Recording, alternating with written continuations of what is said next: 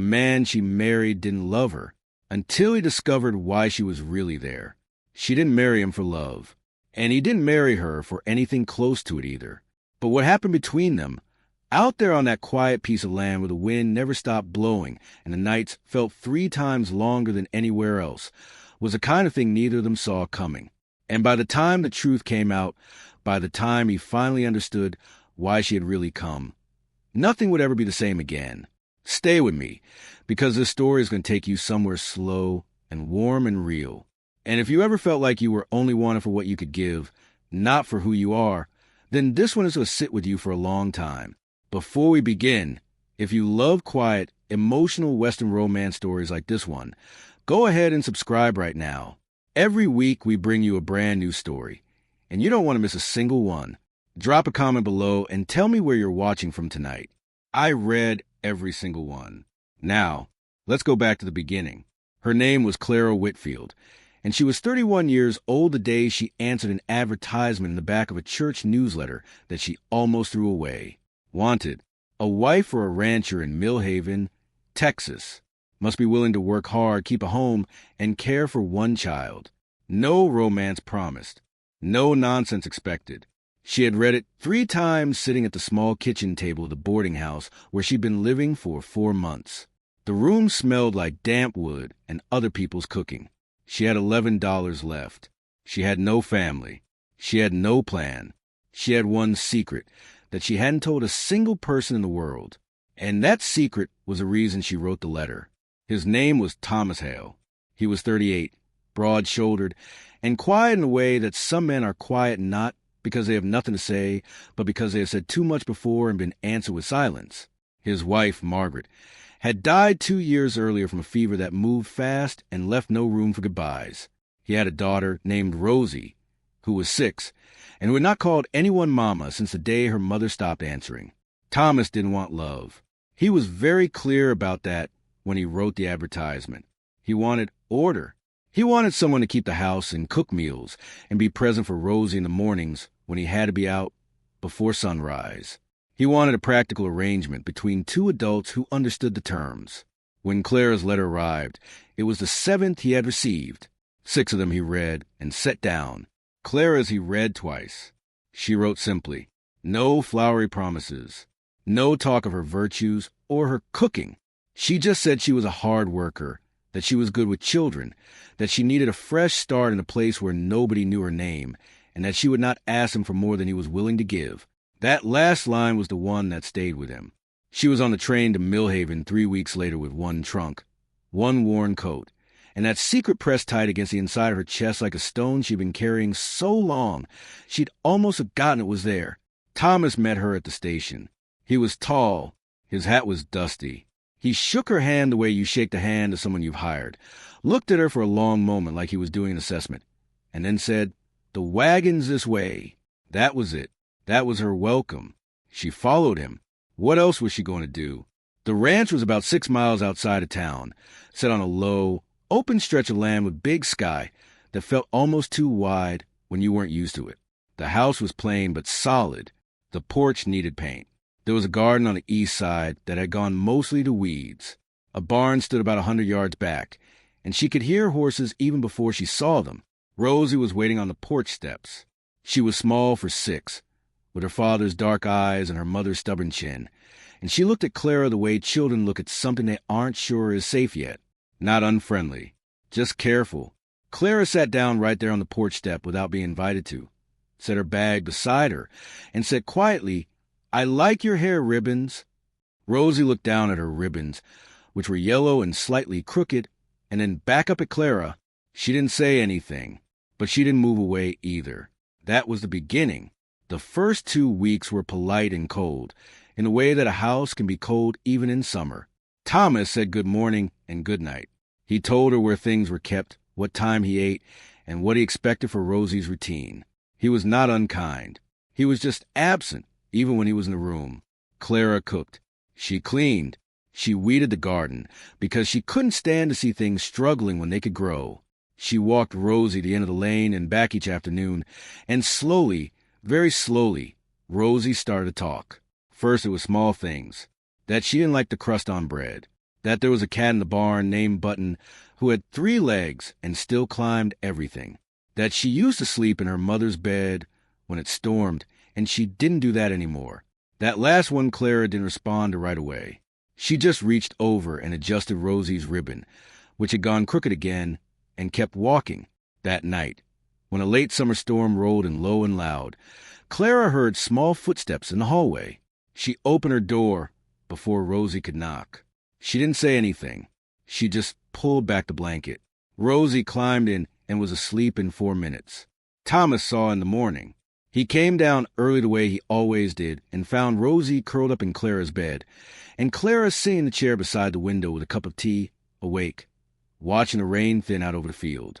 He stood in the doorway for a moment, and something moved across his face that he covered before she could see all of it. He just nodded and went outside. But that evening at supper, he said, "You didn't have to do that."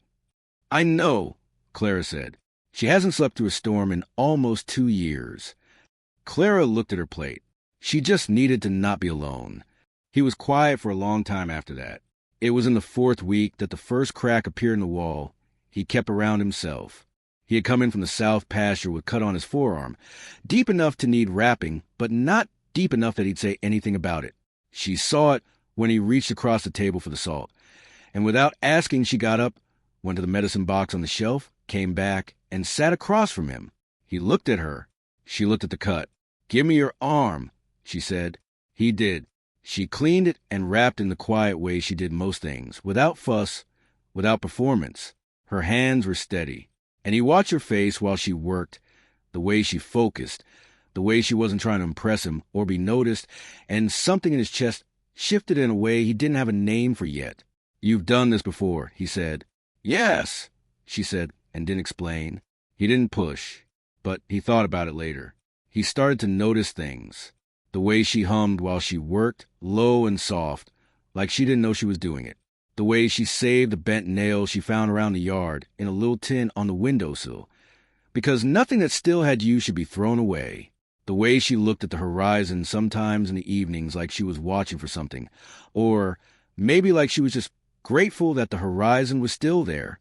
He noticed that she never talked about where she came from, not in a suspicious way, in a careful way, like someone who had learned that talking about the past brings it back, and some things are better left where they fell.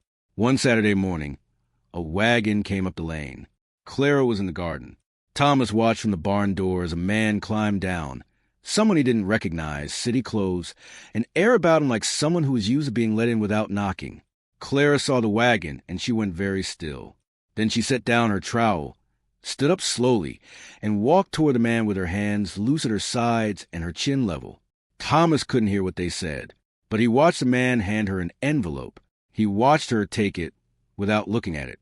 He watched the man say something else and gesture back toward town, and he watched Clara shake her head once, firmly, and then stand there until the man got back in the wagon and left.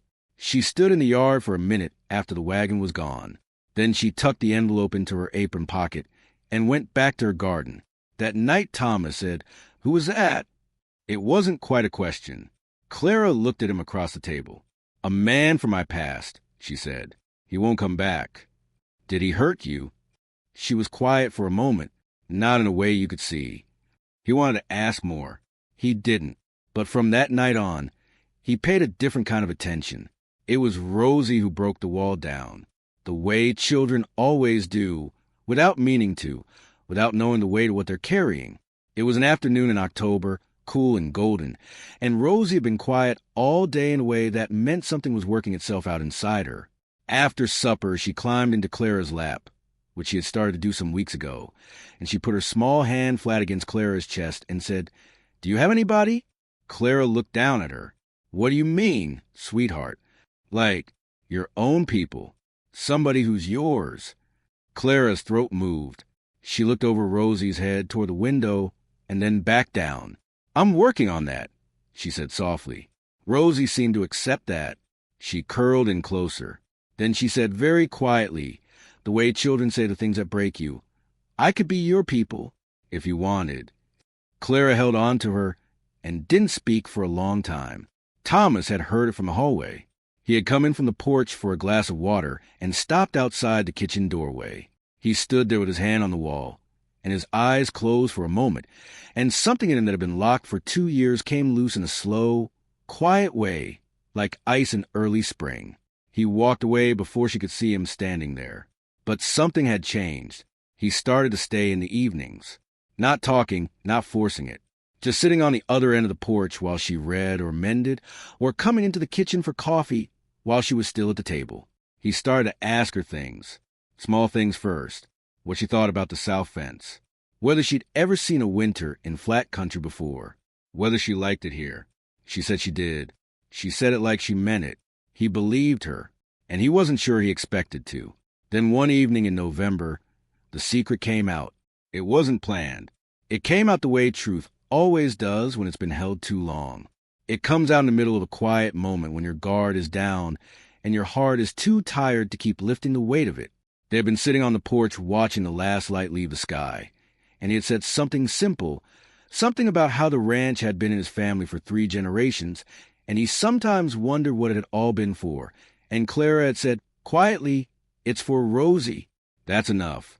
And he looked at her then, really looked at her, and he said, "Why did you come here, Clara?" Really. She was quiet for a long time, long enough that he thought she might not answer. Then she said, "I was pregnant." He went very still. "When I wrote to you," she said, "I was carrying a child. Not yours. I was not trying to deceive you about that. The child's father was a man I believed wanted to marry me. And when I told him about the baby, he told me he had a wife already. He gave me money to go away and not make a problem." She folded her hands in her lap and looked at them. "I lost the baby on the train here. I didn't know that was going to happen. I didn't know a lot of things. But I had already written to you, and I had already bought the ticket, and I had nowhere else to go. So I came." She finally looked at him. Her eyes were steady, but her hands were not. "I wasn't trying to trick you," she said. "I was trying to survive, and I know that's not the same as being honest. But I didn't know how to tell you something that would make you send me away before Rosie had learned to sleep through the storm."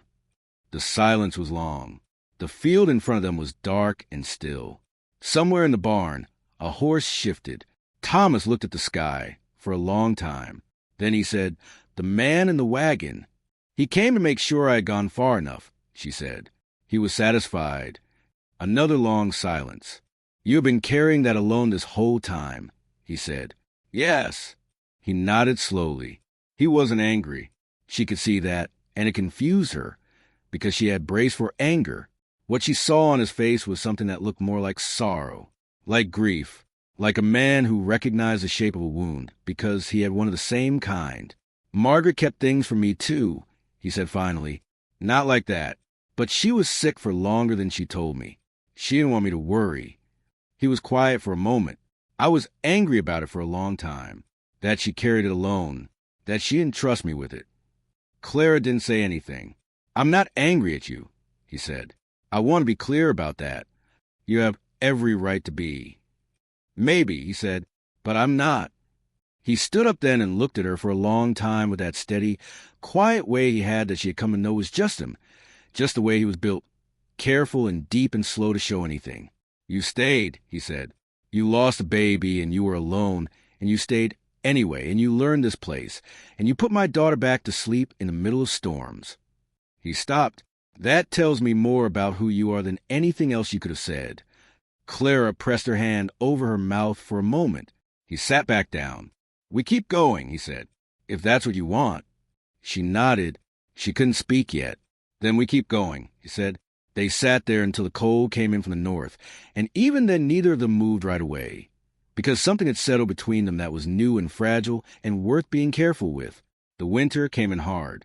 There was a week in January where the temperature dropped low enough that the water in the kitchen pail froze overnight, and Thomas and Clara took turns keeping the fire, sleeping in shifts, making sure the pipes held.